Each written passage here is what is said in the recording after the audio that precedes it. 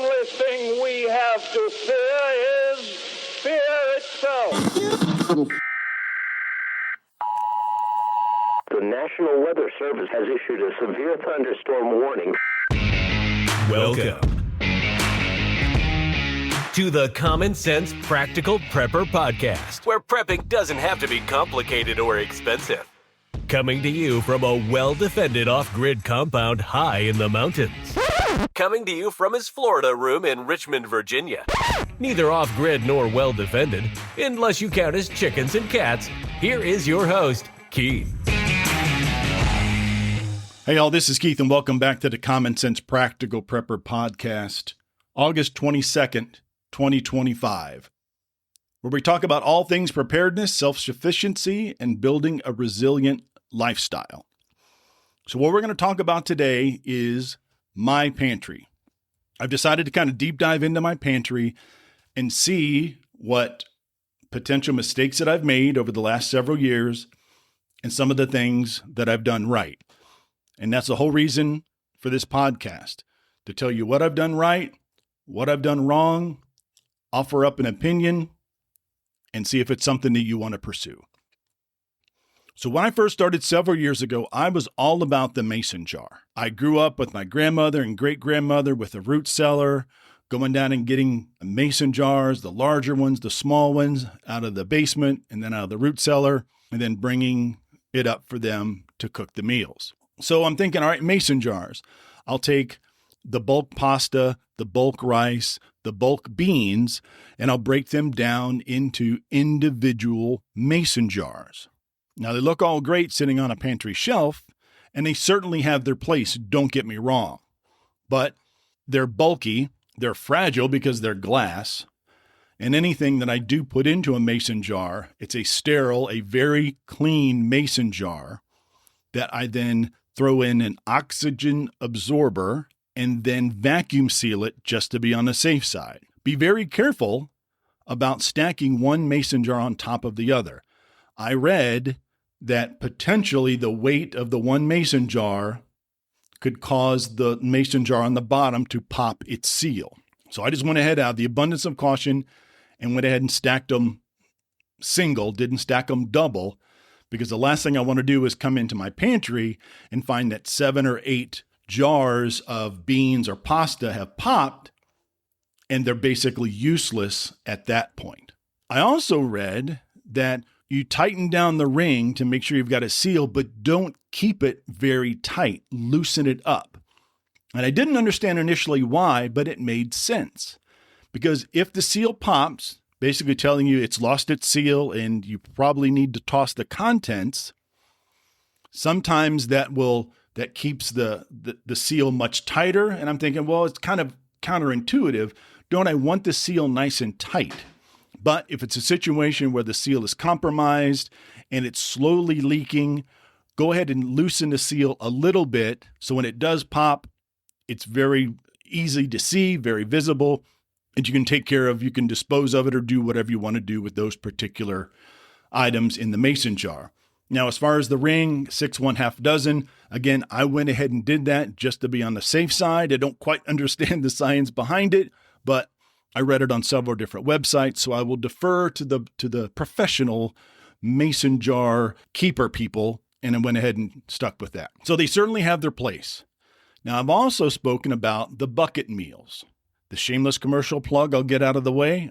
I'm on the affiliate program with Augustin Farms. The affiliate link will be in the show description. You use that affiliate link, there is a chance I will get a small commission from that purchase. Use podcast prep, all one word at checkout, and you get an additional 10% off your order. All right. There's my shameless commercial plug. So looking into these buckets, the big draw, the big plus for me is convenience. The biggest drawback is the price. But like anything else, go ahead and shop around, go to different websites, different time of the year. You got Augustin Farms, ReadyWise, HourWise, Patriot Supply, 4 Patriots. There's probably half a dozen at least out there. And odds are there's a parent company that probably fills all the orders for all the companies and just slap a different sticker on it. But regardless, Augustin Farms is the company that I prefer because I've tasted most of the food from most of the companies. Augustin Farms was just the one that I landed on, who I contacted about being a part of the affiliate program. So convenience is huge. They're stackable. So you don't have to worry about double stacking, triple stacking. You're not going to have any issue with that. They're sealed into buckets. The buckets are resealable. A lot of the individual meals are resealable as well. You've got the big upfront cost. And again, that's the biggest drawback. So I went into the pantry and I grabbed my 72-hour emergency meal bag from Augustin Farms that I got several weeks ago. So it comes in a pretty sturdy foil container. It's got a little handle. Again, you just grab it and go. Set it by the door of your pantry, drop it in your go bag, your get home bag, whatever bag it's going in. It's very convenient. Now, this is a 72-hour kit for one person.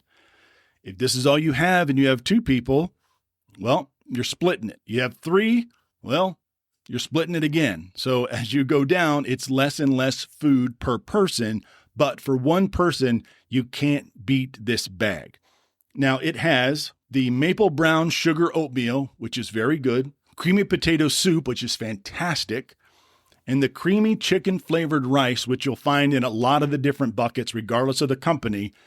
On a scale of 1 to 10, I'll give it an 8. What you're doing is you're taking this food with you, boiling water, and it's meant to sustain you until the next day or until things calm down. This is not meant to be a 5-course meal at the Chez Paul where you're getting all the best food that's cooked by a chef, a world-renowned chef. If you flip over and you look at the ingredients, there's going to be plenty of preservatives, monosodium-dehydrated polyphosphate, and a bunch of other stuff that I can't even pronounce. But again, we're not eating this on a daily basis. This is something that we're eating in case of an emergency. It's going to get us the calories we need. It's going to be a warm meal. It's going to increase morale. We're not eating this as far as to be fit and trim. I don't think there's anything organic in any of these buckets. But again, when the poop hits the fan, are you really? Well, I'm sorry, Keith, that super duper ultra processed sugar something or other oatmeal, that's not organic. I'm going to have to pass. Well, then that's more that sugar super duper processed oatmeal for me. Again, this is getting us through a couple days of some really tough times. We're not eating it necessarily for the nutritional value. Certainly going to need to supplement this, especially in a long SHTF situation with the vitamins, your A, B, C, Ds, your Ks, your potassium and magnesium. That should be part of your regular daily routine, SHTF situation or not. So you're going to need to supplement your bucket meals. Now, let me grab this Augustin Farm bucket and I'll try not to give myself a hernia. So this one is a 30-day supply for one person. And again, it's a 15-day supply for two person and so on and so on. So this one has the soup, the oatmeal, pancakes, fettuccine Alfredo. We got the cheesy broccoli rice, Spanish rice. We got the soup. We got banana chips. We got all sorts of puddings and desserts. So again, it can be a bit pricey, but check the website. Use the affiliate link as I tear my shoulder out of my socket, and use the coupon code Podcast Prep and you get 10% off. So again, just keep an eye on these different sites. You'll always see a buy one, get one, or buy this bucket and get a 72-hour kit on top of it. It's definitely worth looking into. The convenience is fantastic. The price can be a detractor, but when you weigh it all together, I think it might be a good option for a lot of people. So what I'm going to do, I'm just going to mix and match. I'm going to take my buckets, and they're going to be in my pantry alongside my mason jars. I'm not going to start dumping out things from my mason jar, but what I'm going to start doing is, like for dinner tonight, I may grab one of the bow tie pasta filled mason jars and have that for dinner. So I think I'm going to start pulling from the mason jars and then obviously leaving the buckets for those particular situations. So again, just something to think about. Again, I don't want to say it was a big mistake that I made back in the day when I first started, but it's a learning process. Prepping is a journey just like anything else. And as you go along, you make little tweaks. Oh, this was great. This is not so bad. This was an absolute disaster. I'll never do that again. So as we learn, it just makes us better preppers in the end.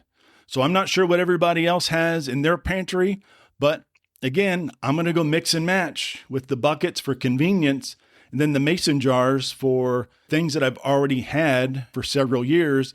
And I'm just going to start eating from them because, again, in a bug out situation, if I've got to go, my bug out bag is not full of 6 mason jars full of pasta and 3 mason jars full of 15 bean soup.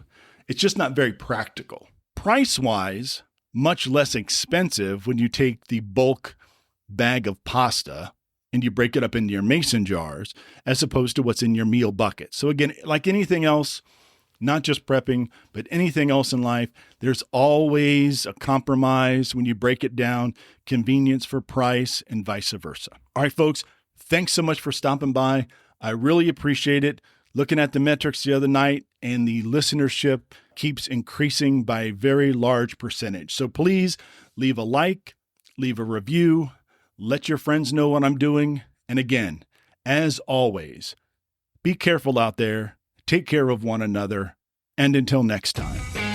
Thanks for listening to the Common Sense Practical Prepper Podcast. Be sure to subscribe so you don't miss an episode. While you're at it, help spread the word by leaving a rating and review.